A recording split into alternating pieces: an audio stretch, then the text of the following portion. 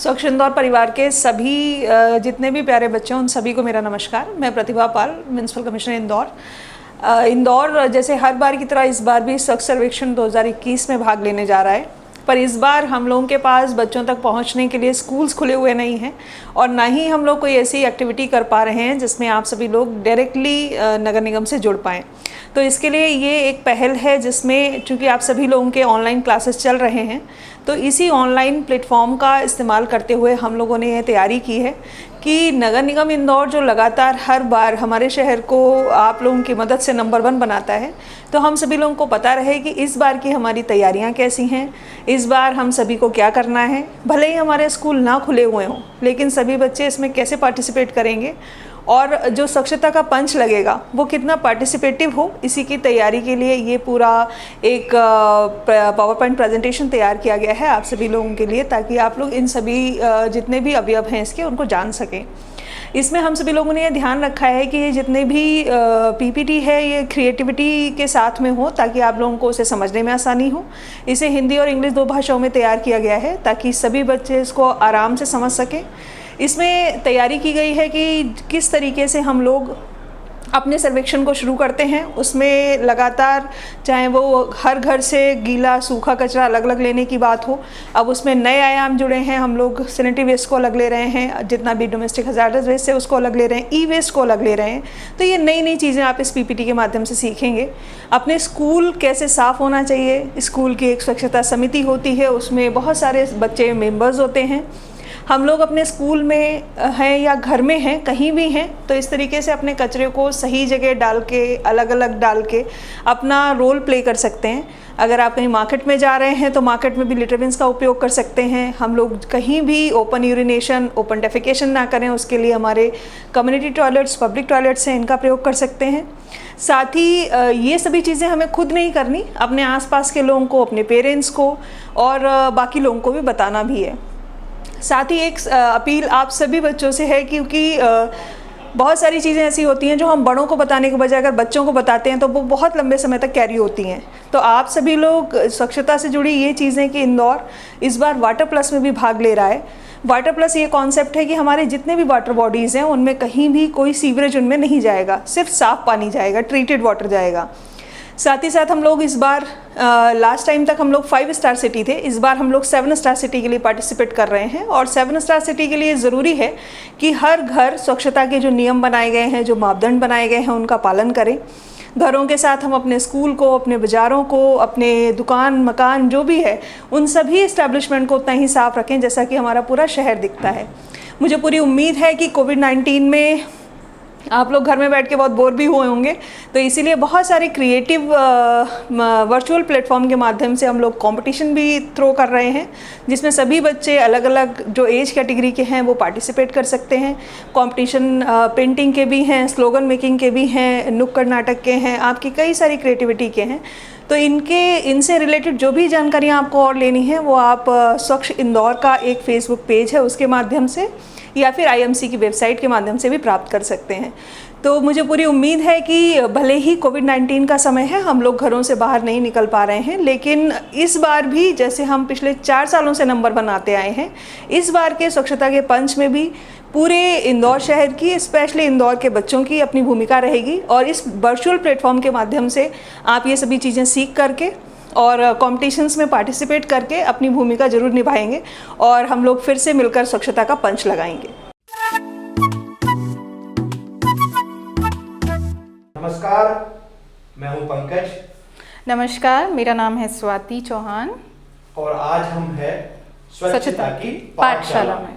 इंदौर नगर निगम द्वारा आज स्कूली बच्चों के लिए यह स्वच्छता की पाठशाला आयोजित की जा रही है। अभी आपने देश में लगातार 4 बार स्वच्छता के मामले में नंबर 1 आने वाले इंदौर शहर की इंदौर नगर पालिक निगम की आयुक्त प्रतिभा पाल जी को सुना। उन्होंने बताया कि छोटे बच्चे कैसे छोटे छोटे बच्चे स्वच्छता में बड़ा काम कर रहे हैं और वो स्वच्छता को कैसे आगे बढ़ा रहे हैं। और इस स्वच्छता के पंच की जो हमारी जर्नी होगी उसमें जो इंदौर के सभी बच्चे हैं वो बहुत ही महत्वपूर्ण भूमिका अदा करने वाले हैं। और आगे का जो बच्चों का जो इसमें भूमिका होगी, जो उनका रोल होगा, वो हम आपको एक्सप्लेन करेंगे। तो हमारे पास में जो है सारे हमारे जो इंदौर शहर के बच्चे हैं जो सारे स्कूल्स में जाते हैं या हमारे घर से जो है वो करिकुलम पढ़कर पढ़ाई कर रहे हैं अभी कोविड के दौरान में, उनके लिए हमारे पास में एक स्पेशल प्रेजेंटेशन तैयार किया हुआ है जो बच्चों को ध्यान में रखकर बनाया गया है। तो इसकी पहली जो स्लाइड है वो आप देख रहे हैं, जहाँ पर हमने जो है वो आगे आने वाले प्रेजेंटेशन में जो भी जानकारियाँ हैं उनको इकट्ठा करके आपके सामने डाला है। अब इसमें जो है वो हम आते हैं अगली जो स्लाइड है उस पर, जिसमें कि हम स्वच्छ भारत क्या है, स्वच्छ भारत मिशन कैसे आया, इसकी जानकारी जो है वो लेते हैं। तो हम इसको स्टार्ट करते हैं।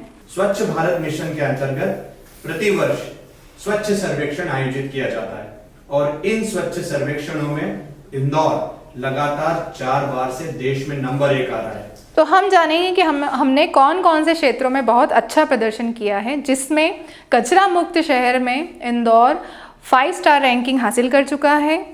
ODF++ सर्टिफिकेशन हमारे पास है जिसे हम कहते हैं शौच मुक्त शहर। उसी के साथ ही इंदौर शहर इस बार ODF वाटर प्लस की तरफ जा रहा है, जिसमें हमें पानी की सफाई और सभी पानी के जो स्रोत हैं उनकी सफाई के ऊपर विशेष ध्यान देना है।